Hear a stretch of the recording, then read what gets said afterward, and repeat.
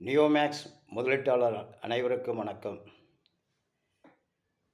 இன்று நமது வழக்காகப்பட்டது சென்னை ஐகோர்ட்டில் நடைபெற்றது. கடந்த 2.5 வருடங்களாக மிகவும் கடினமான முதலீட்டாளர்களின் உழைப்பில் இன்று ஒரு நல்ல தீர்வுக்கான சூழ்நிலை ஐகோர்ட்டில் நீதியரசர் பரன் சக்கரவர்த்தியின் மூலமாக நடந்துள்ளது. இந்த சட்டதிட்டங்களுக்கு உட்பட்டு EOW, MSTC, ED, IT income tax, அரசு, இதுபோல் பல தரப்பு நிறுவன தமிழக அரசினுடைய சம்பந்தப்பட்ட துறைகள் எல்லாம் ஒன்று கூடி இந்த நியோமேக்ஸில் முதலீடு செய்து பாதிக்கப்பட்ட முதலீட்டாளர்களின் முதல் கட்ட 61,000 சில்லறை பேருக்கு செட்டில்மெண்ட் கொடுப்பதற்கான முயற்சிகள் நடந்து கொண்டிருக்கிறது. இந்த முயற்சியில் பல சங்கங்கள் செயல்பட்டன. ஒருவர் குறை சொல்லி பயனில்லை என்பதும் நன்கு தெரிந்த விஷயம். அப்படி இருந்தும் பல சங்கடங்களை, பல நிகழ்வுகளை, பல பிரச்சனைகளை கடந்து பணம் மட்டுமே தேவை என்று கூறிக்கொண்டிருந்தவர்களுடன் இடம் கேட்டு பல ஆண்டுகளாக போராடி கொண்டிருந்த சங்கங்களும் இணைந்து கோர்ட்டின் தீர்ப்பை முழுமையாக ஏற்றுக்கொள்கிறோம் என்ற ஒரு சூழ்நிலையை வந்துவிட்டார்கள். அது போன இறங்கி வரைக்கும் அந்த காலகட்டங்களில் இருந்தது. சட்டம் தன் வேலையை செய்யும். கடமை, கண்ணியம், கட்டுப்பாடு. இந்த அடிப்படையில் நோ வார்னிங் இன் கரண்ட்டு இருக்குது, ரைட், ஓகே. ஆனால் கரண்ட்டை தொட்டால் மன்னிப்பே கிடையாது அப்படின்றது தான் இந்த அரசாங்கத்தினுடைய செயல்பாடுகள். அப்படி இருக்கும்போது EOW செய்திருக்கிற பணி மிகப்பெரிய பணி, ED செய்திருக்கிறது மிகப்பெரிய பணி. இப்படி பல நிறுவனங்கள், அரசு நிறுவனங்கள், இந்திய அரசு நிறுவனங்கள் இணைந்து மக்களுக்கு நல்ல தீர்வு கொடுக்க வேண்டும் என்று பல திட்ட நிபுணர்கள் இணைந்து செயல்பட்டு கொண்டிருக்கிறார்கள். அப்படி செயல்பட்டு கொண்டிருக்கிற சூழ்நிலையிலும் இன்றைய நாள் புதிதாக ஒரு சில குழப்பத்தை உருவாக்கி கொண்டிருக்கிறார்கள். அதில் எம்ஸ்டார் அவங்க பெட்டிஷன் விஷயத்தில் இன்றைக்கே எடுத்திருக்கிறாங்க. அவங்க கிட்டத்தட்ட 2 ஆண்டு காலமாக EOW பல விளம்பரங்களை கொடுத்துருக்கு, பல செய்திகளை வெளியிடப்படுத்திருக்கு, பெட்டிஷன் கொடுப்பதற்கான பல சூழ்நிலைகளை உருவாக்கி கொடுத்துருக்கு. அந்த காலகட்டங்களில் அவர்கள் அந்த பெட்டிஷனை கொடுக்கல. எம்ஸ்டாருடைய நிறுவன தலைவர் சுரேஷ், அவர் நிறுவனத்தோட சேர்மன் கமலக்கண்ணன் பாலா இவர்களுடன் ரொம்ப இணக்கமாக இருக்கிற ஒரு டைரக்டரு. அவரும் நிறுவனத்தின் மிகப்பெரிய பங்குதாரராக இருக்கிறார். அப்படி இருந்தும் அவரால்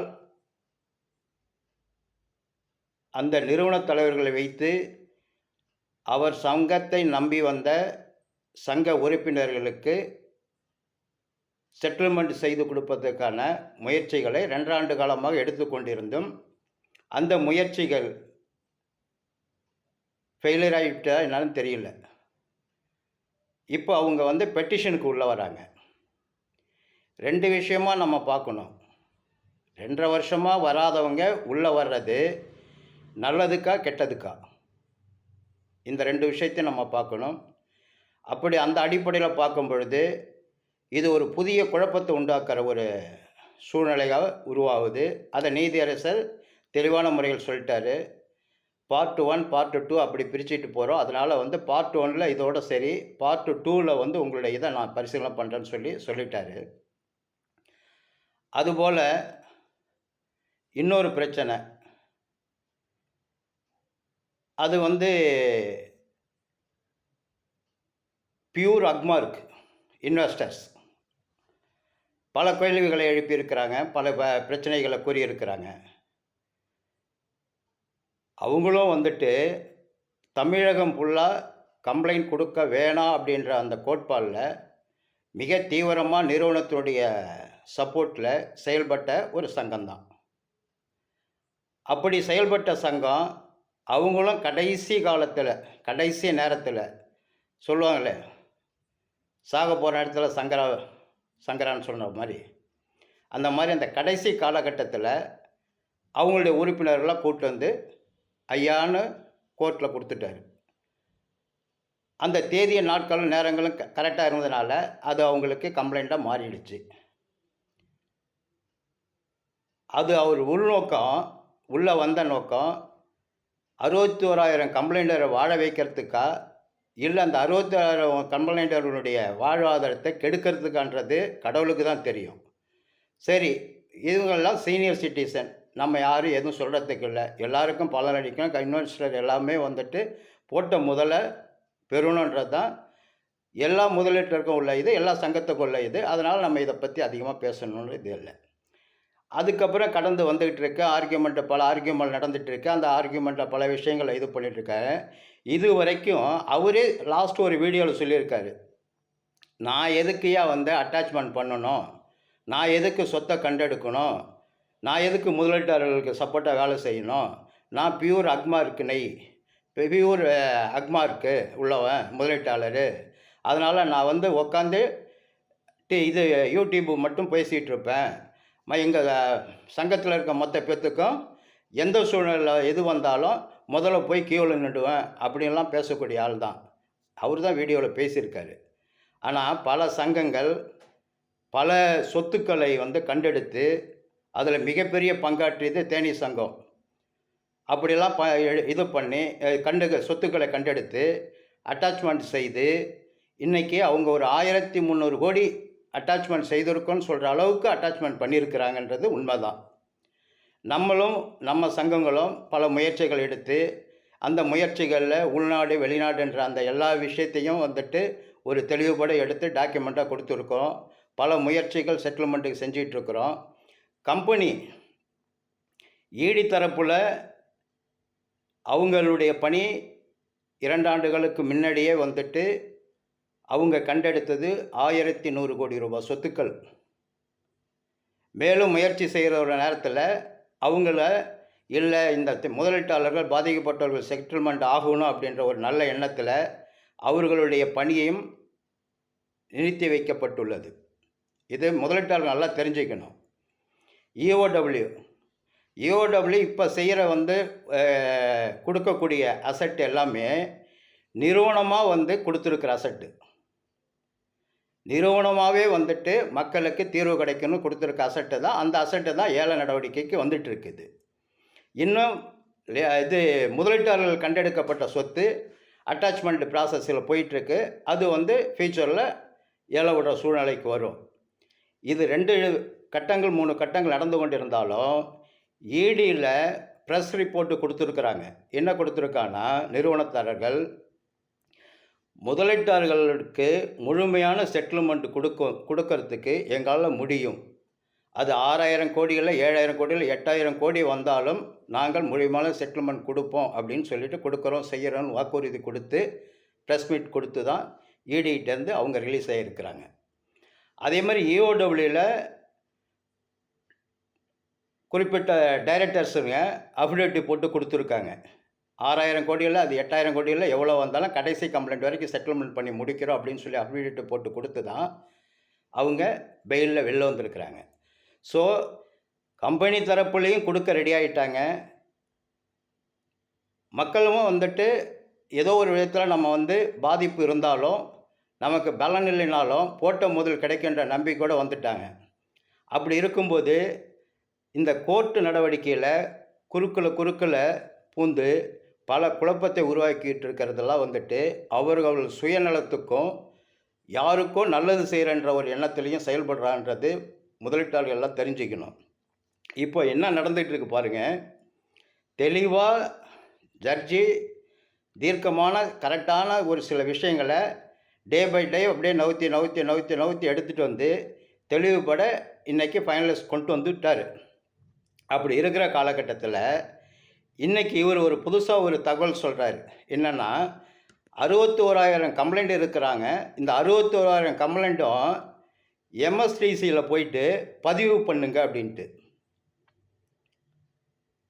இது என்னன்னா மக்கள் இன்னும் முட்டாளாக இருக்கிறாங்கன்றதே வந்துட்டு பல பேர் நினச்சிட்டு இருக்காங்க. இது புரிகிற மாதிரி சொன்னால் என்னென்னா, ஒரு வேட்பாளர் இருக்கார். அந்த வேட்பாளருக்கு 61,000 ஓட்டு போட்ட ஓட்டு உரிமைகள் உள்ள தொகுதியினுடைய வேட்பாளர். அவருக்கு 61,000 பேர் ஓட்டு போட்டால் ஃபுல் மெஜாரிட்டியில் அவர் தான் ஜெயிப்பார்.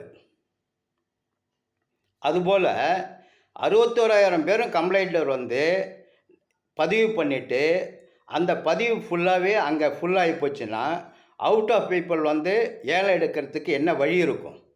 ஃபஸ்ட்டு அதை யோசிக்கணும். நம்ம வெளி ஆட்களுக்கு ஏலம் எடுக்கிறதுக்கு வழி விட்டால் தான் நமக்கு நல்ல ஏலத்துக்கு போவோம், நிறைய பணங்கள் வரும், நமக்கு போட்ட முதலீடு சீக்கிரம் நம்ம கிடைக்கிறதுல வாய்ப்புகள் வரும். பல கருத்துக்களை வந்து நீதியரசர் மனதில் வச்சுக்கிட்டு தான் இந்த பணியை திறன்பட செயல்பட்டு முன்னெடுத்து வந்துட்டுருக்காரு. இதை கெடுக்கிற நோக்கம்தான் இந்த 61,000 பேரும் எம்எஸ்டிசியில் வந்து பதிவு பண்ணுங்கன்னு சொல்லக்கூடிய வார்த்தைகள்ன்றது மக்களாகிய முதலீட்டாளர்கள் நீங்கள் நல்லா புரிஞ்சுக்கணும். தேவைன்னா சாப்பிடு, தேவைன்னா ஹோட்டலில் டோக்கன் வாங்கு, தேவைன்னா டிஃபன் சாப்பிடு, தேவைன்னா சாப்பாடு சாப்பிடு. தேவையில்லாமல் நீ வந்து டோக்கன் வாங்கிறதும் தேவையில்லாமல் சாப்பிட்றதும் யாரை கெடுக்கும்? உன் உடலை கெடுக்கும், உன்னுடைய ஆரோக்கியத்தை கெடுக்கும். தேவையில்லாமல் எம்எஸ்டிசியில் போயிட்டு பதிவு எதுக்கு நம்ம பண்ணணும்? தேவைன்னா பண்ணு, தேவையில்லைன்னா கம்முனு இரு. யாரோ பண்ணுவாங்க, யாரோ எடுப்பாங்க, எப்படியோ நமக்கு வந்து அக்கௌண்டபிளில் பணம் வரும். பணம் வந்து பூர்த்தியான முறையில் வந்துடுச்சுன்னா நமக்கு நல்ல ஒரு தீர்வு கிடைக்கும். மக்கள் எல்லாம் ஒரு நம்பிக்கையோடு 2 மாதங்கள் 3 மாதங்கள் நம்ம கையில் பணம் வருன்ற நம்பிக்கையோடு இருக்க காலகட்டத்தில் இவர் வந்துட்டு திருச்சிக்கு போனேன், மதுரைக்கு போனேன், பாலாவை பார்த்தேன், கட்டி தழுவுனேன், அப்புறம் வந்து யூடியூப்பு போட்டேன், நான் தழுவின இதெல்லாம் இப்போ யூடியூப்பில் சொன்னேன். கடைசியில் என்ன சொல்கிறாரு? என்னுடைய சங்கத்தில் உறுப்பினராக இருந்தால் பாண்டு இருந்தாலும் சரி, பாண்டு இல்லைனாலும் சரி, பணத்தை வாங்கி கொடுத்துருவேன் நான் அப்படின்னு ஒரு யூடியூப்பும் போடுறாரு. அப்போ உனக்கும் அவருக்கும் என்ன தொடர்பு? நிறுவனத்துக்கும் உனக்கு என்ன தொடர்பு? நீ அக்மாருக்கு முதலீட்டாளர் தானே? கேட்டால் இதெல்லாம் நாம் பேசணும்னு வச்சுக்கங்க, என்ன ஒரு லீடருன்ட்டுவார். அவரால் என்னென்ன பேச முடியுமோ எல்லாத்தையும் அவர் பேசுவார். இதுக்கு மறுப்பு நம்ம ஏன் கொடுக்காமல் இருக்கோன்னா, வயசில் மூத்தவர், அவர்கிட்ட நம்ம என்ன பேசுறது நம்ம மறுப்பு கொடுக்கறதும் கிடையாது. அதனால் முதலீட்டாளர்கள் எல்லாமே பல விஷயங்கள் தெரியாமல் அறியாமல் நிறுவனத்தோடு நீங்கள் வந்து முதலீடு பண்ணிட்டோம். இப்போ பல யூடியூபர்ஸும் பல நிகழ்வுகளை வந்து கோர்ட்டில் பார்த்து பல விஷயங்கள் பல மக்கள் பேசக்கூடிய சூழ்நிலை உருவாகி நிறைய விஷயங்கள் நமக்கு நல்லா தெரிஞ்சு போச்சு. இதுக்கப்புறமும் நம்ம வந்து இதுபோல் சுயநலவாதிகளுடைய வார்த்தைகளை கேட்டு நம்ம புத்தி சுவாதனை இல்லாத மாதிரி நம்ம வந்து தவறுகள் செய்தால் மீண்டும் மீண்டும் நம்ம வந்து முதலீட்டாளர்கள் பாதிக்கக்கூடிய வாய்ப்புகள் உருவாகும் என்றதை முதலீட்டாளர்கள் தெரிந்து கொள்ள வேண்டும். அதனால் நம்ம கம்ப்ளைண்டர் ஆகிட்டோம். நம்ம கேஸை பல தரப்புப்பட்ட டிபார்ட்மெண்ட் எடுத்து போராடி நமக்கு பணம் வாங்கி கொடுக்க முயற்சியை செஞ்சுருக்கு. அதனால் அன்ஆத்தரைஸ்டு பீப்புள், எந்த அதிகாரங்களும் கிடையாத ஆட்கள், அவர்கள் பேச்சை நாம் கேட்பதோடு அரசு தரப்பில் EOW, கோர்ட்டு, எம்எஸ்டிசி, நம்மளுடைய சென்ட்ரல் கவர்மெண்ட் இது சாஃப்ட்வேர், அவங்கள ஐடியை இடியை அவெல்லாம் கிளியராக சொல்லிட்டா. ஐடியெல்லாம் வந்துட்டு கம்ப்ளைண்டருக்கு எந்த விதமான ஐடி பிரச்சனையும் ஐடி இஷ்யூ வராதுன்னு கிளியராக சொல்லிட்டான். தொட்டுக்க தொடச்சிக்கன்னு இவர் என்ன பண்ணார், வரும் ஆனால் வராது, ஆனால் வரும், உஷாரு. இதெல்லாம் என்னென்னா நம்மளுக்கு வந்துட்டு பயத்தை உண்டு பண்ணுறது. பயந்து பயந்து தான் நம்ம ஆட்கள் வந்து நிறையா பேர் இன்னும் வந்துட்டு 3ல் ஒரு பகுதி தான் கம்ப்ளைண்ட் ஆகிருக்கு. இன்னும் முக்கால்வாசி பேர் கம்ப்ளைண்ட் கொடுக்காமல் இருக்கிறாங்க. மேலும் வந்து இந்த கம்ப்ளைண்டரை பயப்படுத்துறதுக்கு என்ன நோக்கம்? உனக்கு அதில் என்ன லாபம் இருக்குது? உனக்கு வேணுமா? உன்னுடைய கோரிக்கை இருக்கா? உன்னுடைய டிமாண்ட் இருக்கா? கேட்டுக்கு ஜெயிச்சுக்கு வாங்கிக்க. ஆனால் 61,000 பேர்த்துக்கு நீ வந்துட்டு மன உளைச்சலும் மனக்குழப்பத்தை உண்டு பண்ணுற மாதிரி, அவங்க மூல செலவு பண்ணுற மாதிரி, அவங்கள வந்து திசை திருப்புற மாதிரி எதுக்காக பேசணும்? யாராவது ஒரு ஆள் முதலீட்டாளர்கள் 61 பேர் மனநிலை பாதிக்கப்பட்டவங்க, முதியோர்கள், மருத்துவ உதவி இல்லாதவங்க, படிப்பு வசதி இல்லாதவங்க, திருமண தடை இருக்கிறவங்க, இந்த மாதிரி 1000 பிரச்சனைகள் இருக்குது. பல நூற்றுக்கணக்கான பேர் உயிர் சேதம் ஆகிருக்கு. நிறுவன தரப்புலையாவது, லீடர் தரப்புலையாவது, இந்த மாதிரி சங்கத்தினுடைய தரப்புலையாவது யாராவது போய் அந்த இறப்புக்கு ஒரு மாலையை போட்டு அந்த இறைமச் சடங்குகளுக்கு வந்து ஒரு தொகையை கொடுத்து இந்த மாதிரி செயல்பாடு நற்செயல்களை வந்து யாராவது ஒரு சங்கங்கள் செய்திருக்குன்னு சொல்லி சொல்லுங்கள். ஒரு லீடர் செஞ்சுருக்கான்னு சொல்லுங்கள். இந்த முதலீட்டாளர்கிட்ட தானே அவன் வந்து பணம் வாங்கினவன், கமிஷன் எடுத்தவன். எந்த ஒரு பணியும், எந்த ஒரு சப்போர்ட்டு, எந்த ஒரு இது இல்லாமல் பச்சை தண்ணி கொடுக்காம இந்த முதலீட்டாளர்களை வந்து 3 ஆண்டு காலமாக வந்துட்டு தெருவில் விட்ட மாதிரி விட்ட நிறுவனமும் சரி, இந்த லீடர்களும் சரி. அப்படி இருக்கும்போது திருப்பி என்ன சொல்ல, நிறுவனத்தோடு இணைந்து ராமகிருஷ்ணன் சொல்கிறாரு. நிறுவனத்தோடு இணைந்துன்னா அப்போ என்ன இது? அப்போ எதுக்கு யூடபிள்யூக்கு வந்தோம்? அதுக்கப்புறம் எதுக்கு கோர்ட்டுக்கு வந்தோம்? அதனால் இவர்கள் எல்லாம் பசுந்தோல் போற்றிய புலி மாதிரி செயல்பட்டு இருக்கின்றத மக்களாகிய நீங்கள் புரிந்து கொள்ள வேண்டும். உண்மைத்தன்மையை கண்டறிந்து அதுபோல் செயல்பட வேண்டும். நீங்கள் விருப்பப்பட்டால் ஏலம் எடுங்கள், விருப்பப்படலைன்னா ஏலம் எடுப்பவர்களை வேடிக்கை பாருங்கள். நம்ம அட்வொகேட் அவர் பேர் எடுத்தாலே உங்களுக்குள்ள கோபம் வந்துடும். அட்வொகேட் அவர் வேலையை பார்க்குறாரு, ஆனால் நடப்பு நிகழ்வுகளை தெளிவுபட சொல்கிறாரு. இப்போது அப்படி இருக்கும்போது அவர் சொல்கிற வார்த்தைகளிலும் சரிபாதி வார்த்தைகள் நல்ல வார்த்தைகளாக இருக்குது, அதை எடுத்துக்கொள்ளுங்கள். பல முகநூல்களிலும் தெளிவுபட சொல்கிறார்கள். இதெல்லாம் கேட்டு உண்மைத்தன்மையை புரிந்து கொண்டு முதலீட்டாளர்கள் செயல்படுங்கள் என்று இந்த நியோ முதலீட்டாளர் சங்க சார்பாக கேட்டுக்கொள்கிறேன். நன்றி, வணக்கம்.